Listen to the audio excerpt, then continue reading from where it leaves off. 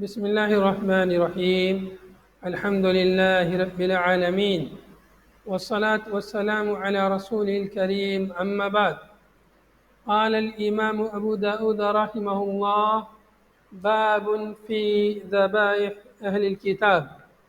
باب ہے اہل کتاب کے ذبائح کے بارے میں، یعنی وہ جانور جن کو اہل کتاب نے اپنے ہاتھ سے ذبح کیا ہو، یہود و نصارہ نے اپنے ہاتھ سے ذبح کیا ہو، کیا ان کے ہاتھ کا ذبح کیا ہوا ہم مسلمانوں کے لیے کھانا جائز ہے؟ اس تعلق سے یہ باب ہے، یعنی ان کا کیا حکم ہے۔ قال الإمام أبو داود رحمه الله: حدثنا أحمد بن محمد بن ثابت المروزي قال حدثني علي بن حسين عن أبيه عن يزيد النحوي عن إكرمة عن ابن عباس رضي الله عنهما قال: فَكُلُوا مِمَّا ذُكِرَ اسْمُ اللَّهِ عَلَيْهِ۔ یہ آیت کریمہ تلاوت فرمائی، اور دوسری آیت ہے وَلَا تَأْكُلُوا مِمَّا لَمْ يُذْكَرِ اسْمُ اللَّهِ عَلَيْهِ۔ پھر فرمایا فَنُسِخَ وَاسْتَثْنَى مِنْ ذَلِكَ فَقَالَ: وَطَعَامُ الَّذِينَ أُوتُوا الْكِتَابَ حِلٌّ لَكُمْ وَطَعَامُكُمْ حِلٌّ لَهُمْ۔ حضرت ابن عباس رضی اللہ عنہما فرماتے ہیں کہ یہ آیت کریمہ منسوخ کر دی گئی ہے۔ اس آیت میں فَكُلُوا مِمَّا ذُكِرَ اسْمُ اللَّهِ عَلَيْهِ، اس میں حکم ہے کہ کھاؤ اس کو جس پر اللہ کا نام لیا جائے۔ مما ذکر اسم اللہ علیہ، جس پر اللہ کا نام لیا جائے اسے کھاؤ، یعنی وہ جانور جس کو ذبح کرتے ہوئے اس پر بسم اللہ پڑھا گیا ہو اس کا گوشت کھاؤ۔ وَلَا تَأْكُلُوا مِمَّا لَمْ يُذْكَرِ اسْمُ اللَّهِ عَلَيْهِ، اور اس کے برخلاف فرمایا نہ کھاؤ اس کو جس پر اللہ کا نام نہ لیا گیا ہو۔ تو کہتے ہیں فَنُسِخَ، یہ منسوخ کر دی گئی ہے۔ وَاسْتَثْنَى مِنْ ذَلِكَ فَقَالَ، اور اس حکم سے اس کو مستثنیٰ کر دیا ہے اللہ تعالیٰ نے۔ پھر آگے فرمایا، پھر یہ آیت تلاوت فرمائی وَطَعَامُ الَّذِينَ أُوتُوا الْكِتَابَ وَطَعَامُ الَّذِينَ أُوتُوا الْكِتَابَ حِلٌّ لَكُمْ وَطَعَامُكُمْ حِلٌّ لَهُمْ، اور ان لوگوں کے کھانے جنہیں کتاب دی گئی، یعنی اہل کتاب کے کھانے حِلٌّ لَكُمْ تمہارے لیے حلال ہیں، وَطَعَامُكُمْ حِلٌّ لَهُمْ، اور تمہارے کھانے ان کے لیے حلال ہیں۔ طعام سے مراد یہاں پر ذبح ہے، طعام سے مراد ذبیحہ مراد ہے، وہ الذبائح كما جاء ذلك مفصلا عن ابن عباس رضی اللہ عنہ۔ تو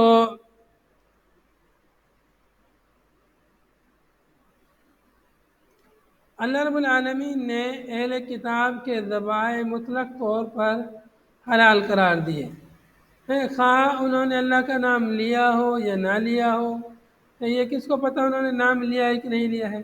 تو اسی بنا پر یہاں پر کہہ رہے ہیں کہ اسی بنا پر یہ لفظ انہوں نے کہا فَنُسِخَ، منسوخ کر دی گئی، ورنہ جو ہے یہاں پر یہ حکم ہے کھاؤ جس پر اللہ کا نام لیا گیا ہو، اور نہ کھاؤ اس کو جس پر اللہ کا نام نہ لیا گیا ہو۔ ہم اس کو منسوخ نہ مانتے ہوئے ایسا بھی مان سکتے ہیں کہ جس پر اللہ کا نام لیا گیا اسے کھاؤ، اس پر اللہ کا نام نہیں لیا گیا مت کھاؤ اس کو۔ تو اہل کتاب بھی عموماً اللہ کا نام لیتے ہیں ذبح کرتے وقت، اہل کتاب یہود و نصارہ ذبح کرتے ہوئے اللہ کا نام لیتے ہیں، اس لیے ان کے کھانے حلال قرار دیے گئے ہیں۔ باقی ہو سکتا ہے کوئی مسلمان بھی ایسے ذبح کرے اللہ کا نام نہ لے، اسے پتہ نہ لے، تو اگر بھول سے ایسے ذبح کرتا ہے تو کوئی مسئلہ نہیں ہے، لیکن اگر جان بوجھ کے کوئی ایسے ذبح کرتا ہے کہ اللہ کا نام نہ لے تب پھر اس کا کھانا درست نہیں ہے۔ تو یہاں پر اس آیت میں جو محل شاہد ہے کہ باب فی ذبائح اہل کتاب، اہل کتاب کے ذبائح کا حکم کیا ہے، تو آیت کریمہ میں اس بات کی صراحت ہے کہ اہل کتاب کے ذبائح جائز ہیں، حلال ہیں۔ اہل کتاب یہود و نصارہ کے ہاتھ سے ذبح کیے ہوئے جانور جائز ہیں، جبکہ مشرکین اور کفار کے ہاتھ سے ذبح کیے ہوئے جانور جائز نہیں ہیں، ان کا کھانا درست نہیں ہے، مشرکین کے ہاتھ سے ذبح کیے ہوئے جانور۔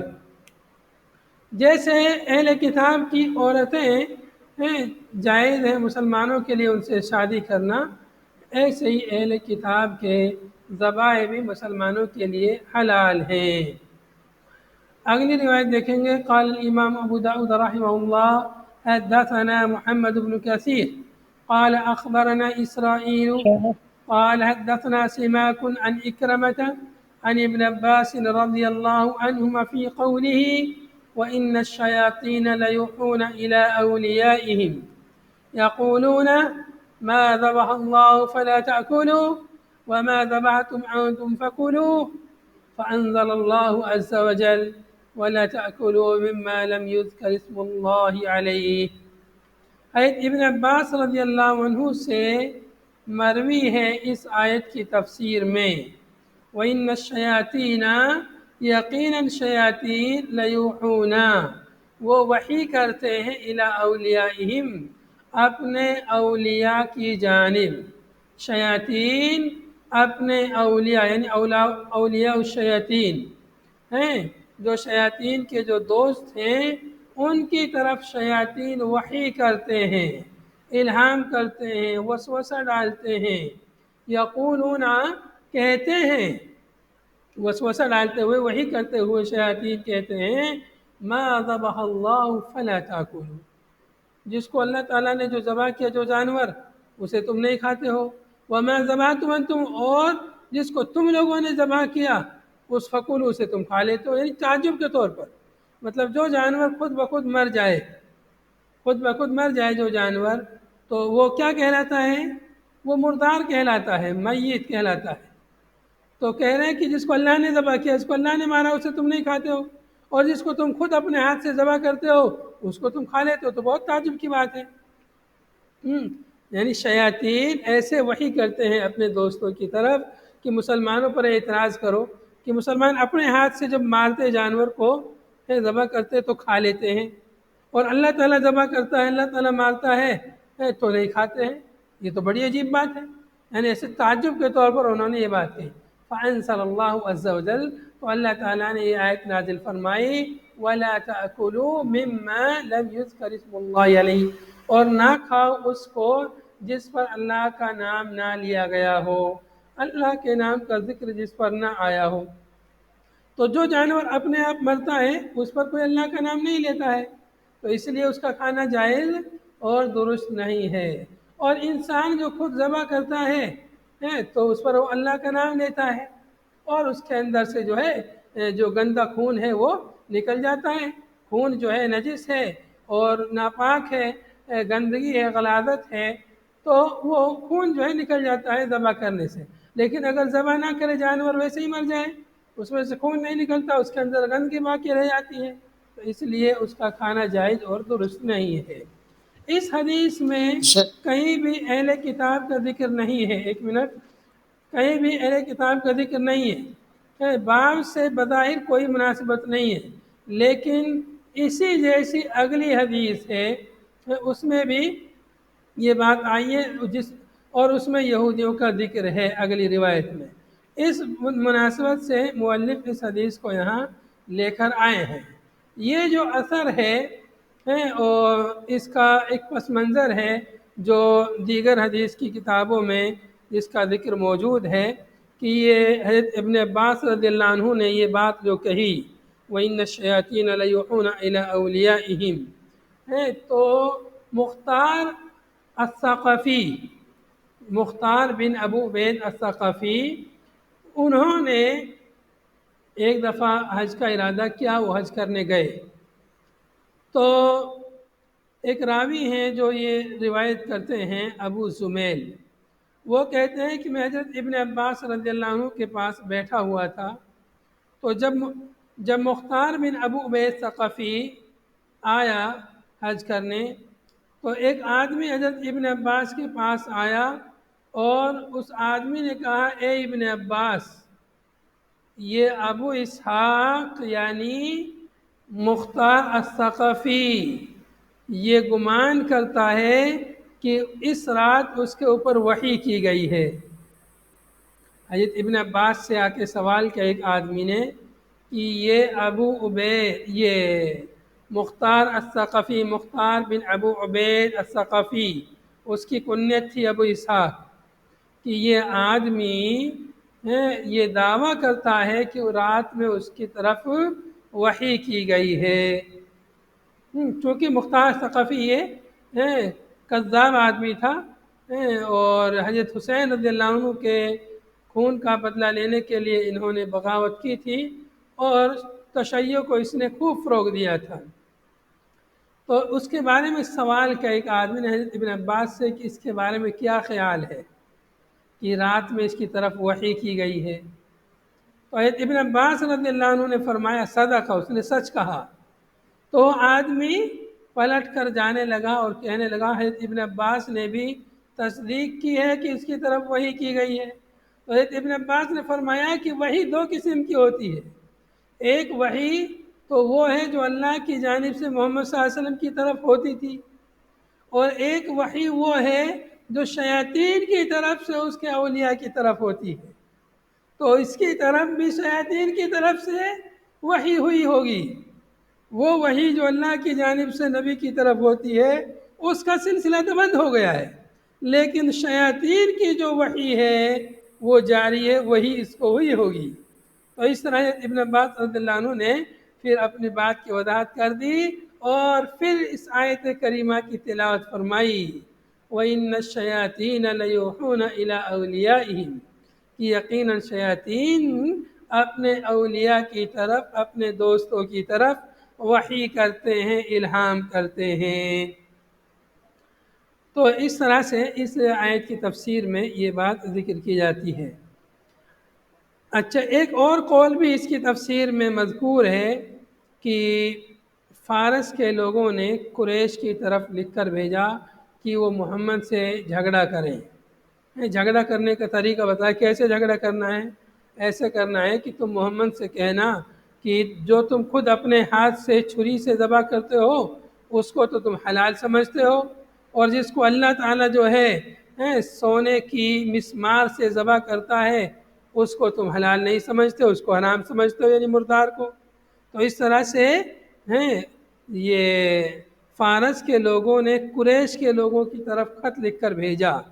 تو گویا فارس کے لوگ یہ شیاطین ہیں اور قریش ان کے دوست ہیں۔ تو فارس کے لوگ وہ وحی کر رہے ہیں گویا کہ قریش کے لوگوں کی طرف کہ تم ان سے اس طرح جھگڑنا، چونکہ آگے آیت میں، اسی آیت میں آگے ہے لِيُجَادِلُوكُمْ، تاکہ وہ تم سے جھگڑا کریں۔ تو جھگڑا کرنے کے لیے شیاطین وحی کرتے ہیں اپنے اولیاء کو، دوستوں کو، کہ تم ان لوگوں سے، دوسرے لوگوں سے جھگڑا کرو۔ تو اس طرح سے فارس کے لوگوں نے بات جو ہے لکھ کر بھیجی قریش کے لوگوں کی طرف، اور قریش کے لوگوں نے یہ اعتراض کیا مسلمانوں پر۔ تو یہاں پر یہ جو بات ہے یہ یہودیوں سے متعلق نہیں ہے، یہ بات مشرکین مکہ سے متعلق ہے۔ مطلب یہ جو بات کہی ہے نماز ذبح اللہ فلا تاکلوا، یہ یہودیوں نے نہیں کہی ہے۔ اگلی حدیث میں بھی جاءت الیہود، یہود کا ذکر ہے، لیکن وہ بھی صحیح نہیں ہے۔ صحیح بات یہ ہے کہ یہ کہنے والے، اعتراض کرنے والے لوگ یہ مشرکین تھے، کفار مکہ تھے، اس لیے کہ یہ آیت بھی مکی آیت ہے۔ وَإِنَّ الشَّيَاطِينَ لَيُوحُونَ إِلَىٰ أَوْلِيَائِهِمْ، یہ آیت بھی مکی آیت ہے، اور مکے میں یہودی لوگ موجود نہیں تھے۔ اس بنا پر یہ آیت، اس حدیث کا تعلق مشرکین مکہ سے ہے، نہ کہ یہودیوں سے۔ یہاں پر یہ بات آئی ہے اثر میں، لیکن یہ درست نہیں ہے۔ اگلے اثر میں یہودیوں کا ذکر ہے لیکن وہ درست نہیں ہے۔ اگلا اثر پڑھ لیتے ہیں۔ قال الامام ابو داود رحمہ اللہ حدثنا عثمان بن ابی شیبہ قال حدثنا عمران بن عیینہ عن عطاء بن السائب عن سعید بن جبیر عن ابن عباس رضی اللہ عنہما قال جاءت اليہود الى النبی صلی اللہ علیہ وسلم، یہودی لوگ نبی صلی اللہ علیہ وسلم کے پاس آئے، فقالوا، یہودیوں نے کہا نأکل مما قتلنا ولا نأکل مما قتل اللہ، ہم وہ کھاتے ہیں جس کو خود قتل کرتے ہیں اور اس کو نہیں کھاتے جس کو اللہ قتل کرتا ہے، ایسا کیوں ہے؟ یہ انہوں نے سوال کیا، تعجب کے طور پر کہا، یہاں علامت تعجب جو ہے نشان لگا ہوا ہے۔ اور نسخہ ہندیہ سنن ابی داؤد کا جو انڈین نسخہ ہے اس میں یہاں پر حمزہ استفہامیہ شروع میں لگا ہوا ہے، یعنی افناکل مما قتلنا، کیا ہم اس جانور کو کھائیں جس کو ہم خود قتل کرتے ہیں، ذبح کرتے ہیں، ولا ناکل مما قتل اللہ، اور اس کو نہ کھائیں جس کو اللہ تعالیٰ قتل کرے، یہ انہوں نے سوال کیا۔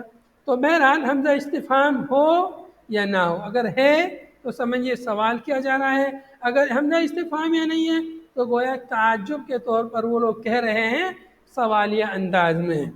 فانزل اللہ، تو اللہ تعالیٰ نے یہ آیت نازل فرمائی، وَلَا تَأْكُلُوا مِمَّا لَمْ يُذْكَرِ اسْمُ اللَّهِ عَلَيْهِ الی آخر الآیہ، آخر آیت تک یہ آیت نازل ہوئی۔ تو اس میں ہے کہ اس کو نہ کھاؤ جس پر اللہ کا نام نہ لیا گیا، تو جو جانور خود سے مرتا ہے اس پر اللہ کا نام نہیں لیا جاتا، اس لیے ہم اس کو نہیں کھاتے۔ یہ نہیں کہ اللہ تعالیٰ ذبح کر رہا ہے اس لیے نہیں کھا رہے، بلکہ اس لیے نہیں کھا رہے کہ اس پر اللہ کا نام نہیں لیا گیا، بلکہ وہ ذبیحہ ہے ہی نہیں، وہ تو مردار ہے، وہ تو میت ہے، ذبیحہ نہیں ہے۔ وہ ذبیحہ ہوتا تو اس کو کھایا جاتا، لیکن وہ ذبیحہ نہیں ہے، وہ مردار ہے۔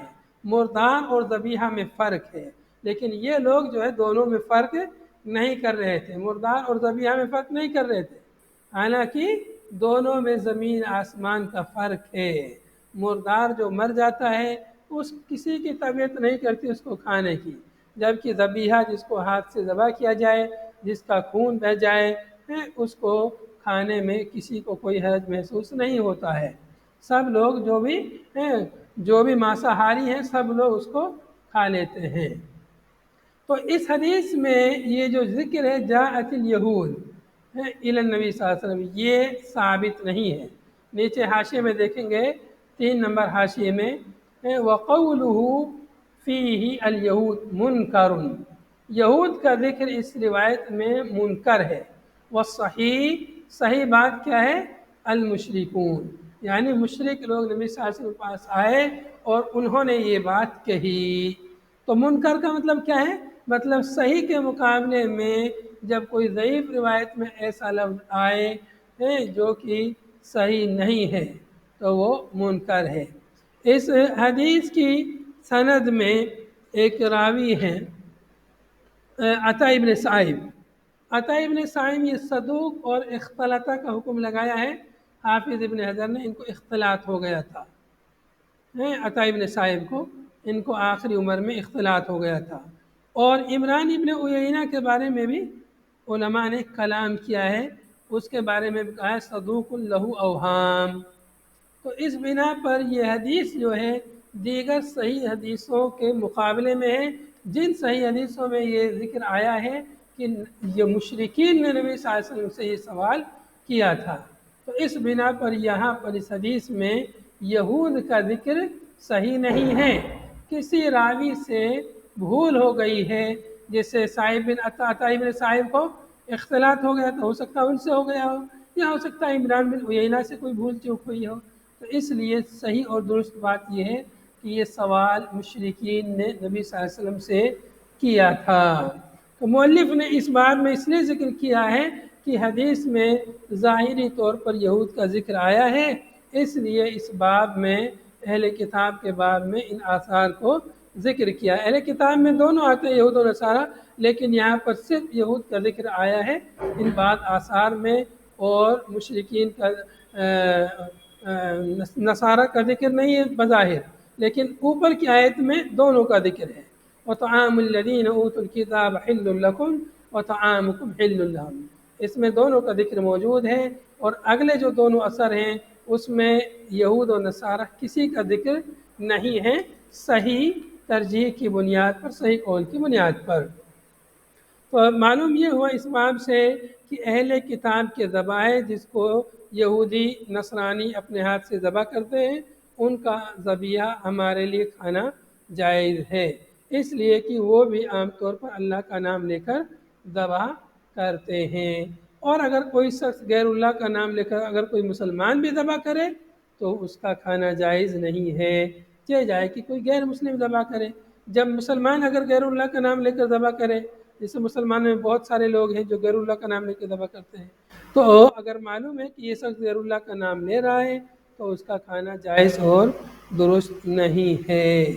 اور ایسے ہی اگر یہود و نصارہ کے بارے میں معلوم ہو کہ یہ غیر اللہ کے نام پر ذبح کیا ہو ان کا جانور ہے تو اس کا کھانا جائز اور درست نہیں ہے۔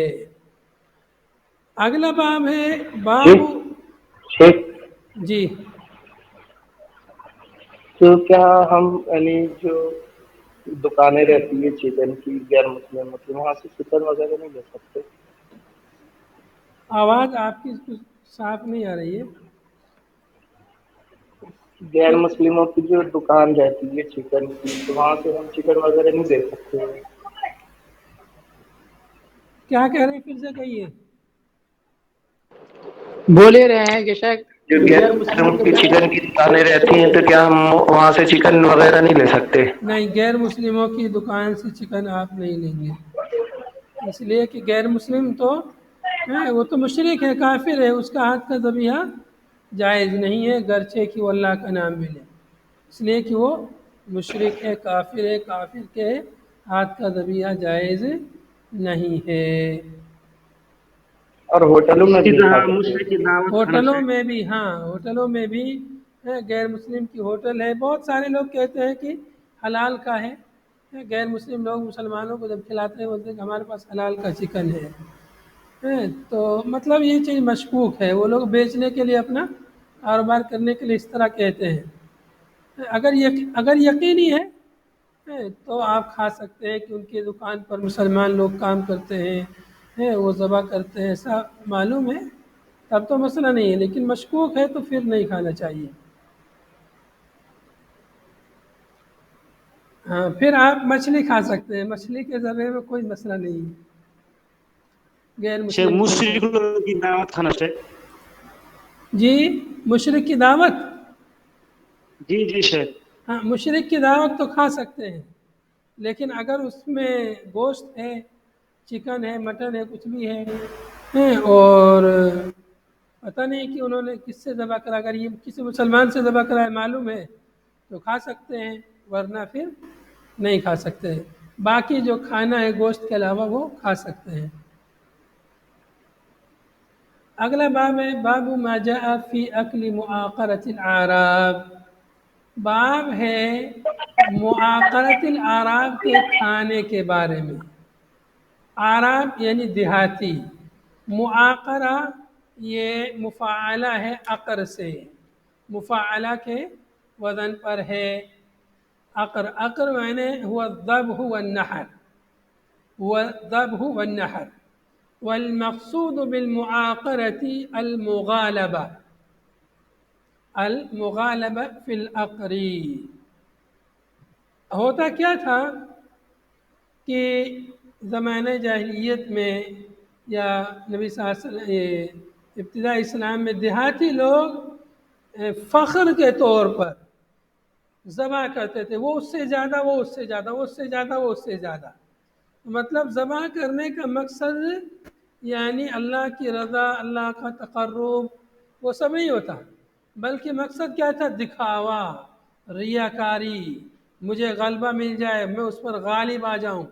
غلبہ کے معنی مغالبہ یعنی میں اس سے زیادہ جانور ذبح کروں، وہ کہے میں اس سے زیادہ جانور ذبح کروں، اس طرح سے کثرت ذبح کے ذریعے وہ متفوق بننا چاہتے تھے، ایک دوسرے پر غالب آنا چاہتے تھے۔ تو یہی ہے معاقرۃ الاعراب، یعنی دیہاتیوں کے وہ ذبیح ہے جو بطور مسابقہ یا منافسہ ان لوگوں نے جو ذبح کرتے تھے جانوروں کو، وہ جانور مراد ہیں۔ بات سمجھ میں آئی؟ معاقرہ عقر سے ہے، جس کا عقر کا معنی الذبح والنحر، ذبح اور نحر کا معنی ہوتا ہے عقر کا، اسی سے معاقرہ ہے مفاعلہ کے وزن پر۔ مقصود اس سے کیا ہے؟ هو مغالبة في العقر، أي أنهم يتبارون ويتغالبون، كل واحد يريد أن يكون متفوقا على غيره بكثرة الذبح. ہر شخص یہ چاہتا ہے کہ میں اس پر غالب آ جاؤں کثرت ذبح کے ذریعے. تو اس میں کیا ہوتا ہے کہ اس کے کئی ایک نقصانات ہیں. پہلی چیز تو یہ کہ آدمی کے اندر خلوص نہیں، کہ اللہ کے لیے ذبح نہیں کر رہا ہو، وہ لوگ دکھاوے کے لیے کر رہا ہے. دوسری چیز یہ کہ جب منافسہ رہے گا، کثرت سے زیادہ جانور ذبح کریں گے تو ضرورت سے زیادہ وہ لوگ جانوروں کو ذبح کریں گے اور گوشت جو ہے ضائع ہو جائے گا، بیکار ہو جائے گا، اور جانوروں کا اس میں ضیاع ہوگا. جانور ہلاک ہوں گے بیکار کے، اور گوشت جو ہے برباد ہوگا.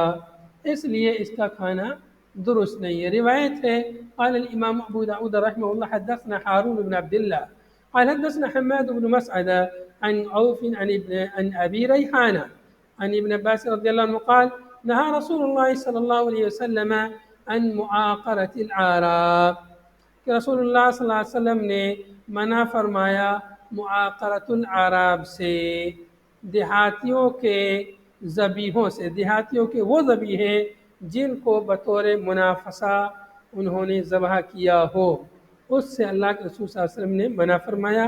روایت مرفوع ہے. قال ابو داود، امام ابو داود کہتے ہیں اسم ابی ریحانہ، سند میں جو ابو ریحانہ کا ذکر آیا ہے اس سے مراد کون ہے؟ عبداللہ ابن مطر، یعنی ابو ریحانہ جو کنیت ہے ان کا نام کیا ہے؟ عبداللہ بن مطر ہے. وغندر اوقفه على ابن عباس، یعنی دوسری سند میں گندر نے اس حدیث کو عبداللہ ابن عباس پر موقوفاً روایت کیا ہے. یہ روایت تو مرفوع ہے ابن عباس کی، یہ سند سے نہا رسول اللہ صلی اللہ علیہ وسلم کا ذکر اس میں ہے. تو یہی روایت دوسری سند سے گندر کے واسطے سے یہ حضرت ابن عباس رضی اللہ عنہ پر موقوف ہے. تو امام صاحب نے، امام ابو داؤد رحمۃ اللہ علیہ نے اس حدیث کو دونوں طرح سے ذکر کر دیا ہے کہ حدیث دونوں طرح سے مروی ہے. تو بہرحال حدیث کے میں اس باب میں ایک ہی حدیث ہے، اور اس حدیث سے معلوم ہوا کہ اگر جانوروں کو کسی دوسرے مقصد کے لیے، کسی دنیاوی مقصد کے لیے، یا اللہ کا تقرب حاصل نہ کرنے کے لیے یا تنافس کے طور پر ذبح کیا جائے، انہیں خامخواہ تکلیف پہنچائی جائے، تو یہ درست نہیں ہے، جائز نہیں ہے. اگلا باب ہے